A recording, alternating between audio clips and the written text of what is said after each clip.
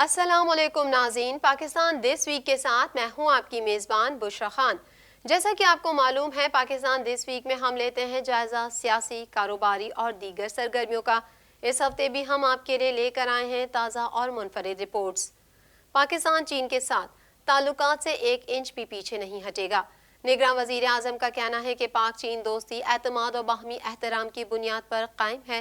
دنیا کی کوئی طاقت بھی پاک چین دوستی میں دراڑ پیدا نہیں کر سکتی۔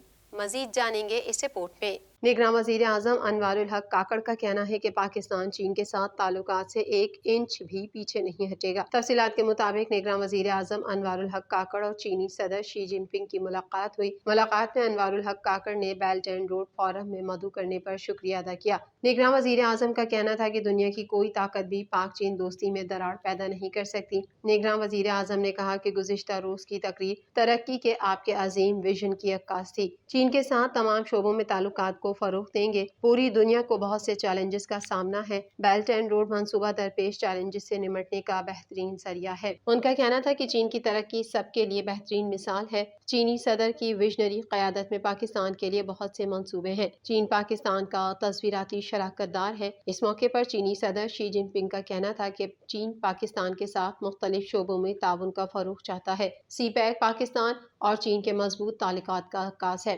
بعد ازاں سنکیانگ یونیورسٹی کے اساتذہ اور طلباء سے خطاب کرتے ہوئے نگراں وزیر اعظم نے کہا کہ پاکستان چین سے لازوال تصویراتی شراکت داری کو مزید وسعت دینے کے عزم کا اعادہ کرتا ہے۔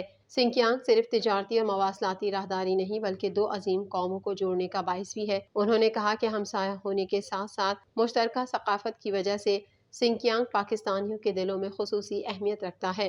خنجراب بارڈر پاکستان اور چین کو ایک دوسرے سے منسلک کرتا ہے۔ ان کا کہنا تھا کہ سی پیک سے صنعتی ترقی، روزگار، معدنیات اور آئی ٹی کو فروغ ملے گا۔ خنجراب اور سوست بارڈر تجارت کے لیے مزید سہولیات کی فراہمی کے لیے پرعزم ہے۔ بعد ازاں سنکیانگ یونیورسٹی میں طلباء سے ملاقات میں گفتگو کرتے ہوئے نگراں وزیر اعظم کا کہنا تھا کہ کوشش ہے کہ زیادہ سے زیادہ پاکستانی طلباء سنکیانگ میں تعلیم حاصل کریں۔ سیاحت کے فروغ کے لیے 2 طرفہ اقدامات کیے جائیں گے۔ چین انتہائی خوبصورت ملک اور اچھے لوگوں کا معاشرہ ہے۔ چینی طلباء پاکستان میں سیاحت کے فروغ کے لیے کردار ادا کریں۔ باہمی شراکت داری وقت گزرنے کے ساتھ ساتھ مستحکم سے مستحکم ہوتی چلی جا رہی ہے۔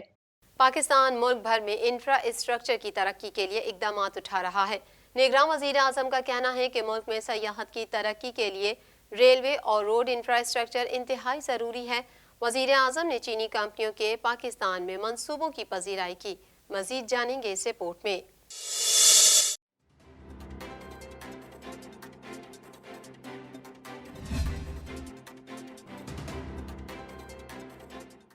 بیجنگ میں نگراں وزیر اعظم انوار الحق کاکڑ نے سی ای او چائنا کمیونیکیشنز کنسٹرکشن کمپنی وانگ ہائی ہوائی اور chairman China road and bridge corporation سے ملاقات کی۔ ملاقات میں شرکاء نے سی پیک کے تحت سی اور سی آر بی سی کے پاکستان میں جاری منصوبوں کے بارے میں آگاہ کیا۔ نگراں وزیر اعظم انوار الحق کاکڑ نے کہا کہ پاکستان ملک بھر میں انفراسٹرکچر کی ترقی کے لیے اقدامات اٹھا رہا ہے۔ وزیر اعظم نے کہا کہ پاکستان کو ٹرانزیشنل اکانومی بنانے اور ملک میں سیاحت کی ترقی کے لیے ریلوے اور روڈ انفراسٹرکچر انتہائی ضروری ہیں۔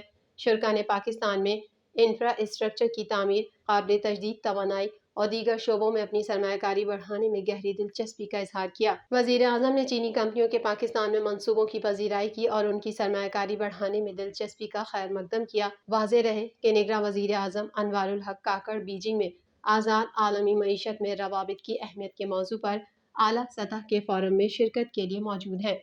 توشہ خانہ کیس میں نواز شریف کے وارنٹ گرفتاری معطل، حفاظتی ضمانت منظور۔ نواز شریف کی وطن واپسی کے پروگرام میں تبدیلی۔ وکیل نواز شریف نے کہا ہے کہ ہم 24 اکتوبر کو عدالت میں پیش ہوں گے۔ مزید تفصیلات اس رپورٹ میں۔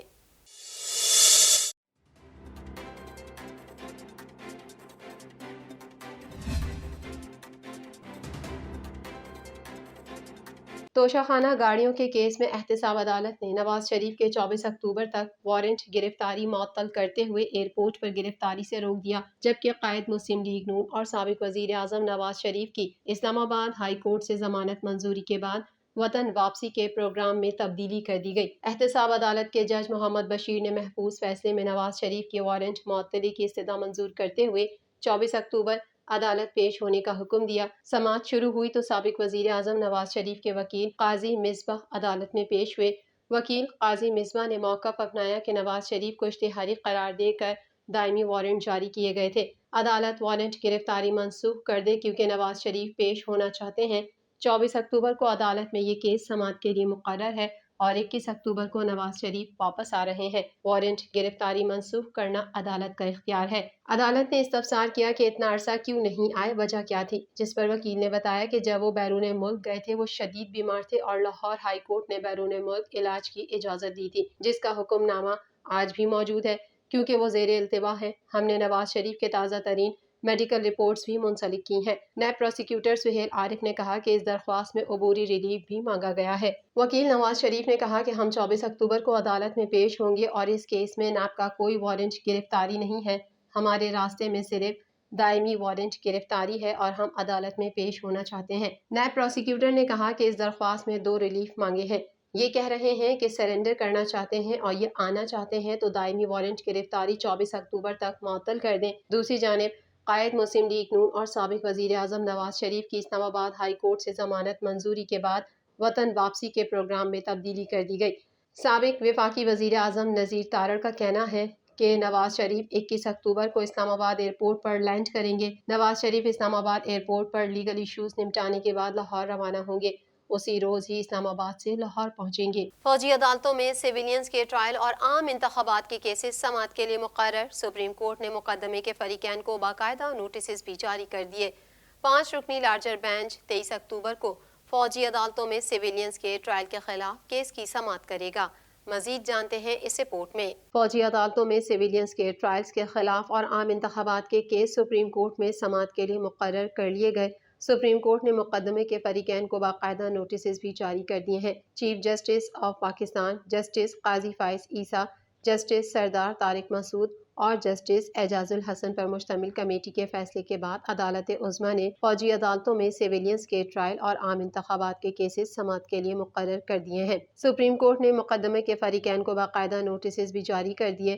جسٹس اعجاز الحسن کی سربراہی میں سپریم کورٹ کا 5 رکنی لارجر بینچ 23 اکتوبر کو فوجی عدالتوں میں سویلینز کے ٹرائل کے خلاف کیس کی سماعت کرے گا۔ لارجر بینچ میں جسٹس منیب اختر، جسٹس یحییٰ آفریدی، جسٹس مظاہر علی نقوی اور جسٹس عائشہ ملک شامل ہیں۔ سپریم کورٹ میں فوجی عدالتوں میں سویلینز کے ٹرائلز کے خلاف کیس کی سماعت 23 اکتوبر 11:30 بجے ہوگی۔ کیس کی گزشتہ سماعت 3 اگست کو ہوئی تھی۔ دریں اثنا سپریم کورٹ میں دوسرا اہم مقدمہ 90 روز میں عام انتخابات کے انعقاد سے متعلق ہے، جس کی سماعت بھی 23 اکتوبر کو ہوگی۔ چیف جسٹس قاضی فائز عیسیٰ کی سربراہی میں قائم 3 رکنی بینچ عام انتخابات کے انعقاد سے متعلق کیس کی سماعت کرے گا۔